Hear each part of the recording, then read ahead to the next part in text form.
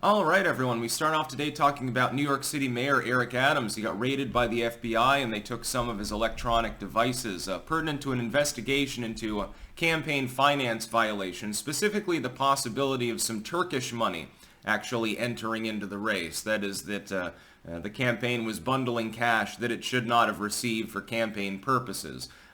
It's entirely likely, by the way, that the charge is factual. I am not defending Eric Adams. I'm just saying that under my theory of differential enforcement of the law being the prime evil within the legal system in the United States and other countries in many cases as well, here's my problem. I think that a large number of politicians engage in such behavior. Foreign money flows into U.S. elections by probably the billions of dollars every single year, maybe more than that. It's a huge amount of money. It probably encompasses most of Congress, significant mayors, etc., and it comes from all over the world. China's a big one. Russia, Turkey is actually one of the bigger ones as well. It's basically a de facto lobbying effort. You're buying a politician off for some legislative purpose or executive purpose. So Turkey gives a bunch of money to the re-election bid of, or rather election bid of the New York City mayor. Maybe New York's permitting process is a little bit more gentle for a Turkish shell company that needs to be set up for money laundering purposes or something like that. Maybe a couple of Turkish nationals happen to be in jail and Erdogan says, well, I don't really like them back in Turkey. Maybe there's some sort of legal methodology by which that can be expedited. It happens all the time. So I don't doubt that Mayor Eric Adams probably did engage in the behavior, although I would say that the candidate doesn't always know everything about their own finances. They had previously raided his actual campaign manager and taken some of her devices. And if anyone's going to be the fall person, the monkey in the middle, that would be probably who it would be. My problem is the timing of all this happening. Eric Adams and a few other mayors and governors start bitching about Biden's border policies. And wouldn't you know, within a couple of months, all of a sudden you have all the evidence that you need for raiding the offices of the mayor of New York City. That's astonishingly coincidental.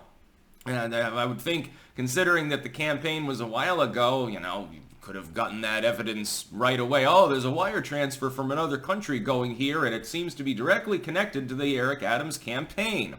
Well, that's pretty cut and dry now, isn't it? I know that the legal system can really be a slow and painstaking process, but, when you got the good stuff, and, supposedly you do, because, again, the FBI tends not to get involved and raid someone unless there's probable cause, unless it happens to be Donald Trump, of course. Or one of his associates. In those cases, you don't need any evidence, and it moves really, really quickly in those cases. It'd be months probably before they can sort through these devices anyway.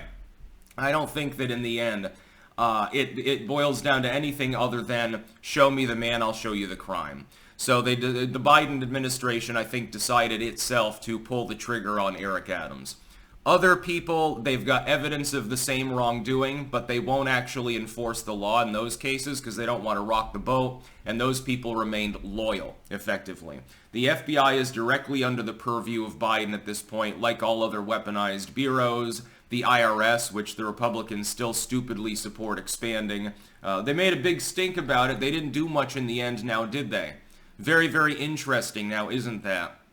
The NSA... the EPA. For a contemporary example, look at the Slate Ridge people in the state of Vermont. The state couldn't do anything about the fact that they were doing weapons training, so they had to weaponize an environmental court to say that their structures weren't permitted properly, so they have to tear them down and hold you in contempt every day that they're still up. You have to pay us a bunch of money. Now they're dragging, I think, their leader back into court again, actually, at the moment. It's weaponized. It's meant to punish. It's the legal system being weaponized by the elected political class of the haves of society, to the exclusion of the have-nots getting proper care under the legal system. So you'll get a case where someone who's a wealthy donor does the same thing as somebody who's not a wealthy donor, and they're simply treated differently. There are a few examples of people that got knocked out, like get Epstein. They get knocked out of the way in the end because they've become baggage because they made a mistake or something like that. With those few exceptions, though, it's a very tightly woven system in which, again, the haves of society, the banksters, and the stars, the rich and famous, and the politically connected, and the military brass, basically all shield one another. And the legal system is definitely part of that. There are plenty of rich judges in the country now, aren't there? So I think that the Biden admin is doing this. I mean, it's not like there's no crime. I don't doubt that. I think that in the end they'll find at least the campaign manager has done what they're alleging was done. But why did they look into it in the first place when this is, the mayor of New York City is a pretty privileged political position. Not the sort of position associated with someone that you want to screw with because they're part of the uniparty. But he decided to deviate from the uniparty line. He said, okay, I'm not going to get reelected at this rate with all of the problems that are attendant the migrant crisis here unless I make it clear to my constituents that I'm not happy with the way things are going. So Eric Adams came out and criticized very, very broadly and very early the Biden admin. By the way, New York State has also complained about this. The governor has complained. You've got complaints from Illinois. You've got complaints from California, of all places, in some localities. But they weren't supposed to do that. They were supposed to basically shut up and just sit by. This happens a few weeks after, by the way, Eric Adams and the other mayors that are involved, Chicago, etc., decided to reject a Biden offer that would have given them, I think it was about $1.2 billion collectively to help house the illegals that are pouring into their cities. They said, that's not nearly enough. We're going to need about $4 billion. Oh, and then all of a sudden this investigation suddenly springs. The raid of his campaign manager, by the way, happened, literally a couple of weeks after that, actually only, I don't even think a week fully after that rejection letter was sent to the Biden administration. It's such coincidences don't generally happen now, do they, with regards to the legal process? It's just not a thing.